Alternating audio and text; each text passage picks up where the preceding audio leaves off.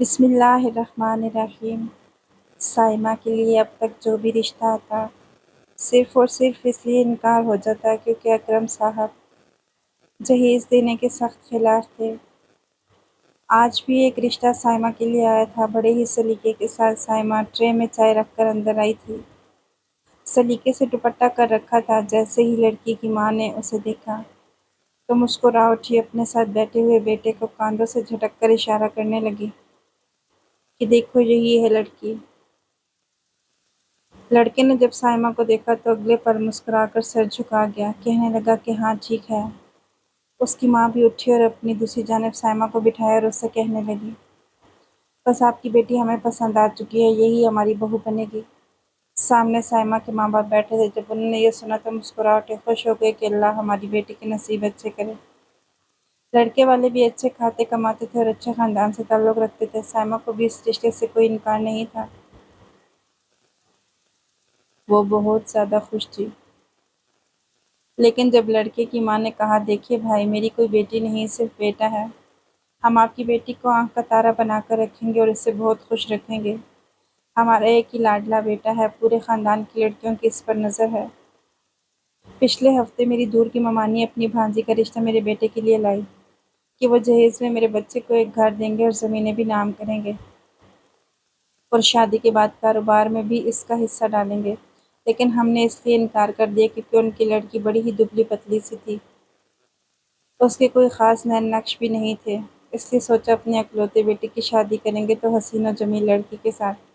آپ کی بیٹی ہمیں پسند آ گئی، لیکن بات یہ ہے ہم چاہتے ہیں کہ ہماری خاندان میں بے عزتی نہ ہو، بلکہ جس خاندان میں بھی ہمارے بیٹے کی شادی ہے وہ لوگ ہمارے بیٹے کو اپنا بیٹا سمجھ کر اور اپنی بیٹی کو جگر گوشہ سمجھ کر جو مرضی دے دیں۔ اسے جہیز تو نہیں کہہ سکتے، اپنی بیٹی کے لیے تو کر سکتے ہیں۔ گھما پھرا کر بات لڑکے جہیز پر ہی کر چکے تھے۔ اکرم صاحب نے یہ وریت سنا تو اپنی بیوی کو دیکھنے لگے اور پھر گہری سانس خارج کر کے رہ چکے۔ اتنی تمہید باندھنے کے بعد لڑکے والوں نے ایک مرتبہ پھر جہیز کی ڈیمانڈ کر دی تھی۔ اکرم صاحب کہنے لگے، کیا آپ مجھ سے کیا تعلق رکھتے ہیں کہ ہم اپنی اکلوتی بیٹی کو کیا دیں؟ اگلے ہی پل سائمہ کی ماں کو اپنے ساتھ لگا کر کہنے لگی، بس زیادہ کچھ نہیں۔ جیسے ان لوگوں نے کہا تھا کہ ہماری بیٹے کو گاڑی، گھر اور کاروبار میں حصہ داری دیں گے، تو آپ ایسا ہی کریں تاکہ ان لوگوں کا بھی منہ بند ہو سکے۔ اکرم صاحب نے یہ سنا تو کہنے لگے، میں کام پہ جا رہا ہوں، آپ لوگ چائے پی چکے ہیں تو یہاں سے جا سکتے ہیں۔ اس کا مطلب یہ تھا کہ اکرم صاحب ان کے گھر میں بیٹی کا رشتہ نہیں کرنا چاہتے۔ وہ لوگ واپس چلے گئے اور طرح طرح کی باتیں کر کے گئے۔ پتہ نہیں کیسے بے شرم لوگ ہیں۔ آج کے زمانے میں تو جہیز کے بغیر شادی ہی نہیں کرنا ہوتی۔ اگر یوں ہی ضد کر کے بیٹھے رہیں گے تو ان کی بیٹیوں کی کبھی شادی نہیں ہو پائے گی اور یوں ہی جوانی ڈھل جائے گی۔ سائمہ بت بن چکی تھی، کمرے میں بیٹھ کر رونے لگی اور پھوٹ پھوٹ کر روتے ہوئے کہنے لگی کہ ابا جہیز کے نام پر بھاگتے کیوں ہیں؟ اگر تھوڑا بہت دے دیں گے تو کیا ہو جائے گا؟ اتنی زیادہ جائیداد ہے ابا کی، کیا وہ اتنی جائیداد میں سے ہمیں جہیز بھی نہیں دے سکتے؟ ایسے تو ہم سب یوں ہی بیٹھی رہ جائیں گی۔ میرے بعد 4 بہنیں اور بھی موجود ہیں اور بس ہم چاروں اپنے بالوں میں چاندی لے آئیں گی کیونکہ ہمارا باپ ہمیں جہیز نہیں دے سکتا۔ اتنا کہہ کر سائمہ وہاں سے اٹھ کر جا چکی تھی اور یہ بھی دیکھ نہ پائی تھی کہ دروازے کے باہر اس کا باپ کھڑا اس کی باتوں کو سن چکا تھا۔ وہ اپنے کمرے میں بیٹھی سر جھکا کر رو رہی تھی جب سائمہ کا باپ اس کے کمرے میں گیا۔ ابو کو دیکھ کر اس نے فوراً آنسو صاف کیے اور دوپٹہ ٹھیک کیا۔ اس کے والد کہنے لگے، بیٹا، باپ کبھی اپنی بیٹیوں کے لیے برا نہیں چاہتے۔ جہیز کا کیا ہے، میں ٹرک بھر کر تمہیں دے سکتا ہوں، زمین سب کچھ دے دوں گا، لیکن تم میری 5 بیٹیاں ہو اور مجھے سب کی سب بے حد عزیز ہو۔ ایک بیٹی کو جہیز دوں گا تو دوسری بیٹی کو بھی دینا پڑے گا اور تیسری اور چوتھی کو بھی، اور میں جس بیٹی کو بھی جہیز دوں گا اگلی مرتبہ آنے والے لوگ اس سے زیادہ کی ڈیمانڈ کریں گے۔ سب کو دیتا دیتا میں کنگال ہو جاؤں گا۔ لیکن بات یہیں پر نہیں ہے، تم خود سوچو، لوگ میری بیٹیوں کو بیاہنے کے لیے آتے ہیں یا سامان لے کر اپنے کمرے بھرنے کے لیے؟ ہم جس معاشرے میں رہتے ہیں وہاں پر لوگوں کی سوچ کیا ہوتی ہے؟ وہ سوچتے ہیں کہ بس بیٹے کی شادی کی عمر ہو گئی ہے تو کسی نہ کسی طرح پیسے چھوڑ کر ادھار لے کر گھر بنا لیں گے، لیکن جب اس میں سامان رکھنے کی بات آئے گی، بیٹے کے کاروبار کی بات آئے گی، آنے جانے کے مسائل ہوں گے، تو پھر یہ کہیں گے کہ بیٹے کی شادی کر دیتے ہیں، مناسب گھر دے کر لڑکے ڈھونڈیں گے، یا پھر ان سے جہیز کی ڈیمانڈ کریں گے اور جہیز میں یہ سامان، گاڑیاں، کاروبار بھی مانگ لیں گے۔ یوں وہ اپنے نام سب کچھ کرا لیں گے۔ پھر وہ لڑکی سے پوچھتے ہیں، تم اپنے ساتھ کیا سامان لے کر آئی ہو؟ سائمہ خاموشی سے سر جھکائے سب سن رہی تھی۔ اس کی باقی بہنیں بھی وہیں پر آ چکی تھیں اور ماں بھی۔ اکرم صاحب کہنے لگے، بیٹا تمہیں تو خوش ہونا چاہیے کہ تم لوگوں کا باپ تم سے اتنی محبت کرتا ہے۔ تم لوگوں کے لیے کبھی غلط فیصلہ نہیں کرے گا، تم لوگ مجھ پر بوجھ نہیں ہو۔ اگر ساری عمر بھی تم لوگوں کو پاس بٹھا کر رکھنا پڑے تو مجھے بالکل پرواہ نہیں، لیکن میں تم لوگوں کو غلط ہاتھوں میں سونپ کر بعد میں پچھتانا نہیں چاہتا۔ میں تم لوگوں کو بے درد لوگوں کے آگے بھیجنا نہیں چاہتا۔ میں نہیں چاہتا کہ میرے مرنے کے بعد میری اولاد گھٹ گھٹ کر مرے اور طعنے سہتی رہے۔ اس طرح کے الفاظ سے جو سن کر سائمہ ابا سے معافی مانگنے لگی کہ میں بلا وجہ ہی جذباتی ہو گئی تھی۔ اکرم صاحب چلے گئے جبکہ سائمہ گہری سانس خارج کر کے رہ چکی تھی۔ سائمہ کی عمر 28 سال ہو چکی تھی، اس کی ابھی تک شادی نہیں ہو پائی تھی، کیونکہ ہر آنے والا یہی کہتا کہ ہم جہیز لیں گے۔ جہیز کے نام پر معاشرے میں اب تک جو کچھ ہوتا آیا ہے وہ کسی سے بھی ڈھکا چھپا نہیں۔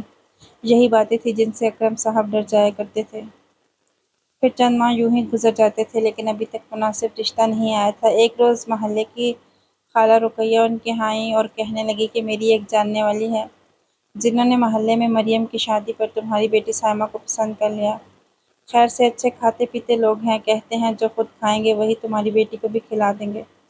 بڑے ہی خوش اخلاق لوگ ہیں، آج تک ان کے خاندان میں طلاق نہیں ہوئی۔ اگر تم چاہو تو میں تمہاری سائمہ کی بات چلا دوں۔ سائمہ کی ماں تو گہری سانس خارج کر کے رہ گئی۔ جو بھی رشتہ آتا وہ اسی وجہ سے چلا جاتا، جہیز کی وجہ سے۔ وہ دو خواتین باتیں کر رہی تھی، تبھی مہمان خانے میں اکرم صاحب اور ان کے دوست انور بیٹھے خوش گپیوں میں مصروف تھے۔ وہ دونوں بچپن سے ایک ساتھ تھے لیکن پھر پڑھائی کے بعد اکرم صاحب کو دوسرے شہر میں کاروبار شروع کرنا پڑا، جبکہ انور صاحب دوسرے شہر چلے گئے۔ ایک لمبے عرصے کے بعد اکرم صاحب سے ملنے کے لیے آئے تھے۔ انہوں نے بھی اپنے بیٹوں کے رشتے کے بارے میں ذکر کر دیا کہ جو بھی لوگ آتے ہیں سب سے پہلے جہیز مانگتے ہیں، اور ابھی بھی گھر کے باہر آئی عورت یہی بات کر رہی ہے کہ یہ وہ لوگ ہیں جو جہیز کے سخت خلاف ہیں۔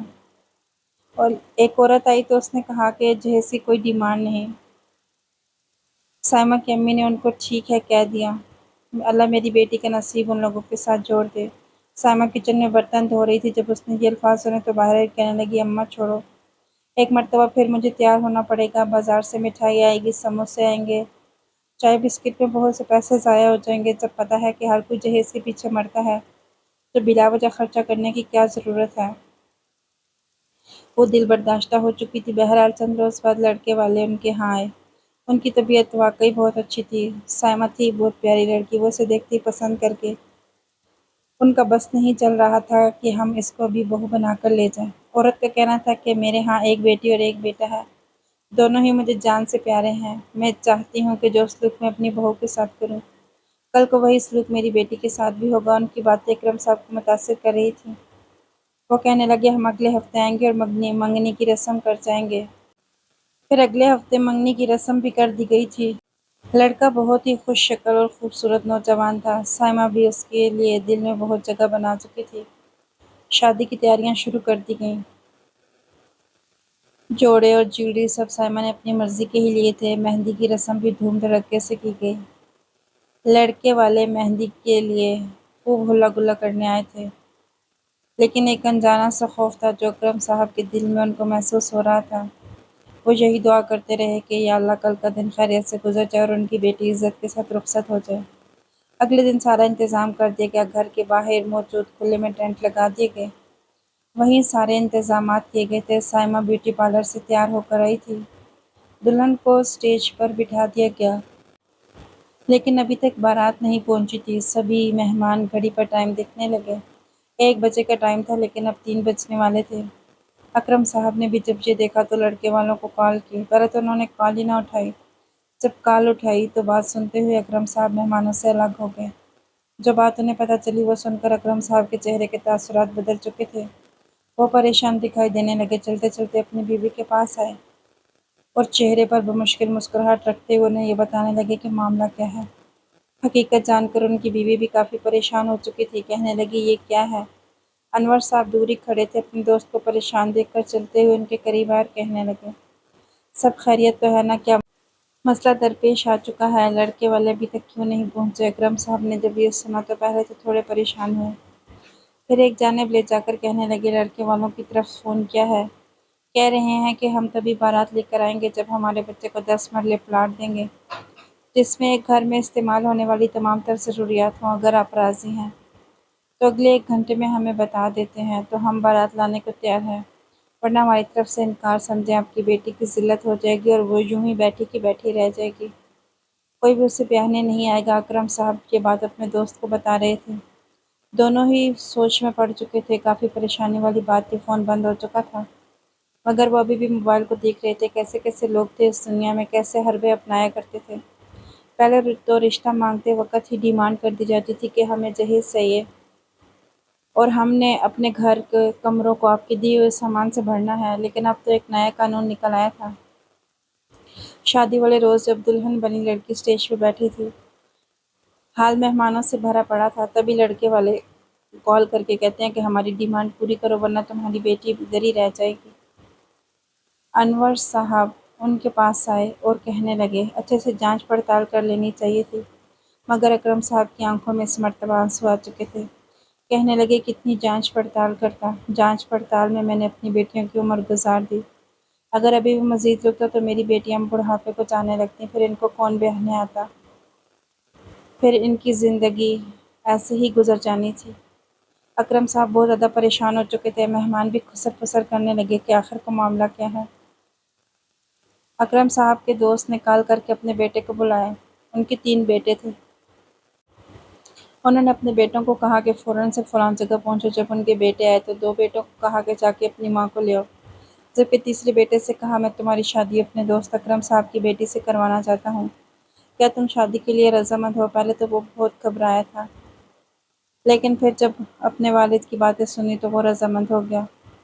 اکرم صاحب جو کچھ دیر کے لیے تھوڑے بہت ٹوٹ گئے تھے، انہیں پھر سے اپنی جان میں جان آتی محسوس ہونے لگی، کہنے لگے کہ ٹھیک ہے۔ انہوں نے کچھ دیر کے بعد لڑکے والوں کو کال ملائی، کال اٹھا لی گئی۔ لڑکے کا باپ بڑے ہی گھمنڈی انداز میں کہہ رہا تھا ہاں بھائی اکرم صاحب، کیا سوچا، بیٹی کی شادی کروانی ہے یا زمانے بھر میں ذلیل و رسوا کرنا ہے؟ یہ سن کر اکرم صاحب کہنے لگے کہ آپ کو ٹرک بھر کر جہیز اور 10 مرلے پلاٹ سب کچھ دے دیا جائے گا، آپ لوگ بس لینے کے لیے آ جائیے۔ اگلے ہی پل لڑکے کی بارات بڑے دھوم دھام سے اپنے گھر سے چل پڑی تھی۔ ان کو سب سے زیادہ خوشی اس بات کی تھی کہ ہماری ڈیمانڈیں پوری ہو چکی ہیں اور اب ہمارا گھر فرنیچر اور سامان سے بھر جائے گا۔ لڑکے کی ماں اپنی جٹھانیوں، بہنوں اور کزنس کو نصیحت کر رہی تھی کہ دیکھا، لڑکی والوں کو اگر قابو میں کرنا ہو، مانگیں پوری کروانی ہو تو شادی کے وقت شرطیں رکھا کرو تاکہ وہ انکار نہ کر سکیں۔ سبھی عورتیں اسے شاباش دے رہی تھی کہ تم نے اچھا لڑکی والوں کو پسایا ہے۔ بہرحال بارات بڑے دھوم دھام کے ساتھ پہنچ چکی تھی، لیکن جیسے ہی بارات ہال میں داخل ہوئی تو اگلے ہی پل سب کے چہرے اتر چکے تھے۔ سب لوگوں کو سانپ سونگھ گیا تھا، کیونکہ سامنے اسٹیج پر دلہن بیٹھی تھی اور دلہن کے ساتھ دولہا بھی موجود تھا۔ نکاح پڑھوایا جا چکا تھا، سب لوگ ایک دوسرے کو مبارکباد دے رہے تھے۔ لڑکا اپنے ماں باپ کا چہرہ دیکھ رہا تھا۔ دولہے کے ماں باپ آگے بڑھے اور غصے سے کہنے لگے یہ سب کیا ہے؟ سائمہ بیٹی کی شادی تو ہمارے بیٹے کے ساتھ ہونی تھی، پھر یہ سب کیا کیا آپ لوگوں نے؟ ہماری بے عزتی کروا دی، لڑکی کی شادی کسی اور سے کروا دی، آخر یہ سب کیا ہے؟ وہاں سینکڑوں لوگ موجود تھے۔ جب آخر کار کوئی بھی اس بات کو سمجھ نہیں پایا کہ یہ سب کیا ہے تو اکرم صاحب آگے بڑھے، انور صاحب بھی موجود تھے۔ وہ کہنے لگے آپ لوگوں نے خود ہی فون کر کے فرمائش کی تھی کہ آپ لوگوں کو ٹرک بھر کر جہیز اور 10 مرلے پلاٹ چاہیے، یہ رہے پلاٹ کے کاغذات اور وہ رہا ٹرک بھر کر جہیز، آپ اسی وقت یہ لیں اور یہاں سے چلے جائیں۔ اکرم صاحب کہنے لگے یہ دونوں چیزیں آپ کے لیے تیار ہیں اور یہ پلاٹ کے پیپرز بھی لے لیجئے، آپ لوگوں نے مجھ سے جن چیزوں کی فرمائش کی میں نے آپ لوگوں کو دے دی، لیکن میں اپنی بیٹی آپ لوگوں کو نہیں دے سکتا۔ آپ لوگوں نے یہ سب کچھ لے کر جانا ہے تو لے جائیں، میں اپنی بیٹی کا نکاح اس سے کروا چکا ہوں جس کو صرف اور صرف میری بیٹی سے مطلب تھا۔ لڑکے والے یہ سب باتیں سن کر بہت زیادہ شرمسار ہوئے۔ دولہا سر جھکا کر کھڑا تھا، جبکہ دولہے کے ماں باپ بھی بہت شرمسار تھے، آخر بولتے بھی تو کیا؟ وہ چاہتے تھے کہ لڑکی والوں کو دبا کر رکھیں، انہیں نیچے دکھا سکیں۔ لڑکی کا باپ جگہ جگہ سے پیسے لے کر اپنی بیٹی کو جہیز دے، پلاٹ دے، لیکن یہاں تو ان کی بے عزتی ہو چکی تھی، ہر کوئی ان پر تھوک رہا تھا اور وہ یوں ہی بارات بغیر دلہن کے واپس چلی گئی۔ سامان اور پلاٹ کے کاغذات کو انہوں نے ہاتھ بھی نہیں لگایا۔ آخر کس منہ سے ہاتھ لگاتے؟ خالی ہاتھ ہی واپس لوٹ چکے تھے، جبکہ سائمہ کی شادی انور صاحب کے بیٹے سے ہو چکی تھی۔ انور صاحب کا بیٹا بڑا ہی خوش کلام اور اچھا تھا۔ سائمہ کی شادی کو اب تقریباً 8 سال ہو چکے ہیں۔ اللہ تعالیٰ نے اس کو 3 بیٹے بھی دیے ہیں۔ وہ اپنے گھر میں بہت ہی خوش و خرم ہے اور شوہر کے ساتھ 2 مرتبہ دبئی سے بھی ہو کر آ چکی ہے۔ اسی طرح اکرم صاحب کی باقی بیٹیاں بھی اپنے گھروں میں خوشی ہیں۔ ویڈیو پسند آئی تو لائک اور شیئر کیجیے گا۔ اللہ حافظ۔